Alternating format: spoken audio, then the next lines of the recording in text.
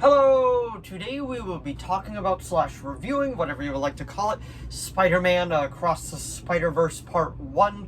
Get the first one here just to show what I'm talking about, and honestly I think that this movie was absolutely fantastic, but I will give you my general thoughts on the film. This will be a spoiler-free review because I don't really want to spoil anything because this movie is really good as is, but I just want to say that the theater that I went to was giving out these collectible tickets after the movie was over, so that was super cool. It's pretty much just a poster for the movie, but it is very cool to have within my collection now, so I am happy to have that. But anyway, without further ado, shall we begin? So Spider-Man Across the Spider-Verse Part 1, as you can tell from the title alone that this is going to be a two-parter, and it is rumored that we're going to be getting a Spider-Gwen in between the two movies. I don't know if that's true, but that is what I read. But this isn't really a spoiler considering it's in the title Part 1. This movie does end on a cliffhanger, and honestly the amount of people in my theater that still cheered after it was over actually surprised me. Like, nobody was actually bent out of shape that this was in fact a two-parter and that it ended on a cliffhanger. Just like another movie I saw last month, Fast X, that also ended on a cliffhanger. But I gotta say, like, the animation style in this movie is absolutely beautiful to look at. I can understand why it took, like, I believe it was 5 or 6 years for this one to come out. Like, every scene of this movie is just gorgeous to look at. Every universe had its own style of animation.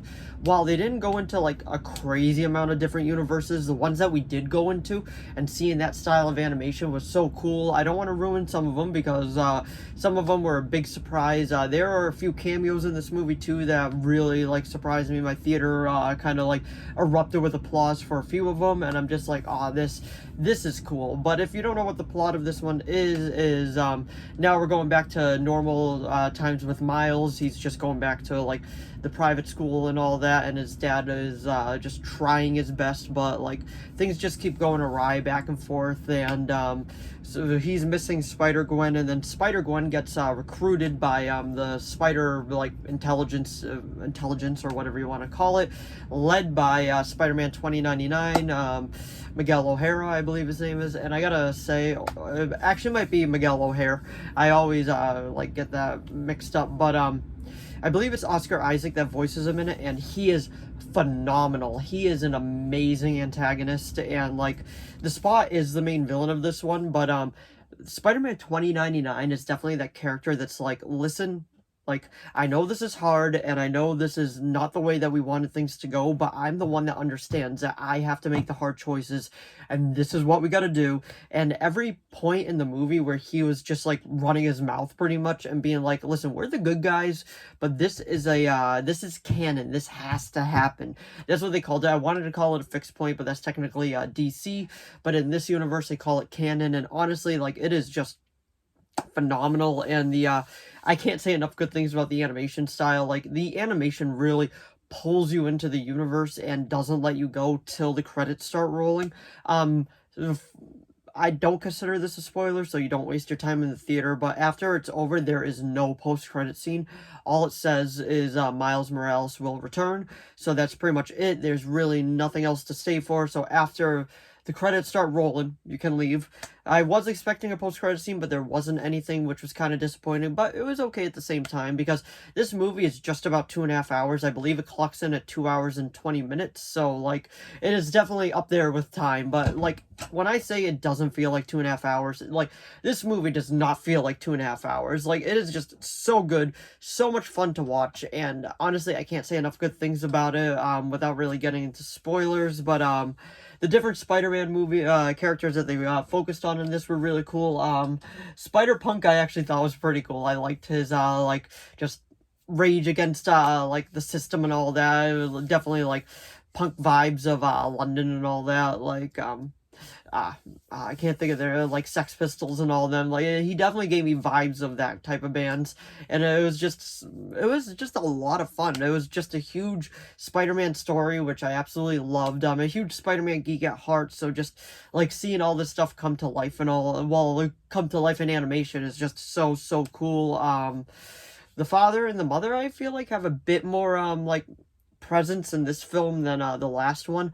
because this one, there's definitely, like, there is a lot of action, don't get me wrong, but there's also a lot of like dialogue driven scenes too. Like, there are scenes where, like, there's nothing going on besides two characters talking to each other, and I think that's perfectly fine.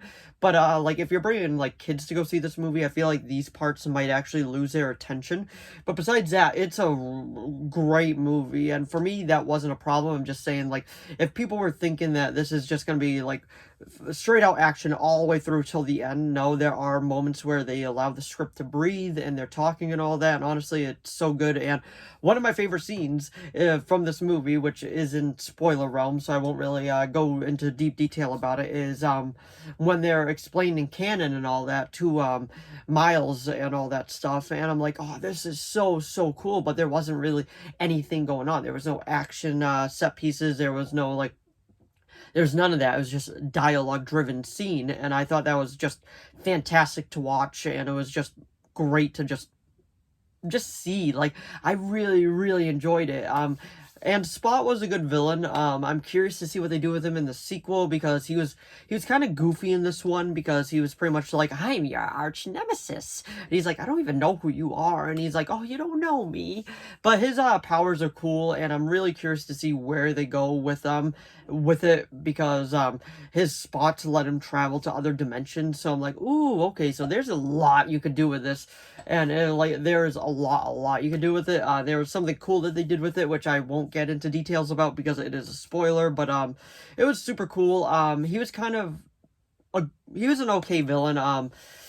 Spider-Man 2099 definitely takes the cake for the best antagonist of the movie, even though he wasn't a villain, but you could definitely see him as a villain. He was just awesome in my opinion. Like, it was so good just to see him just no whole bar pretty much, and he was just going nuts in this film. But anyway, like, this film was great. I can't say enough good things about it. I would probably give it a 9 out of 10. There's really no gripes I have with this movie. Like, I thought it was absolutely just great. If you saw it, let me know what you thought of it down in the comments below. But anyway, that was my review for Spider-Man Across the Spider-Verse Part 1.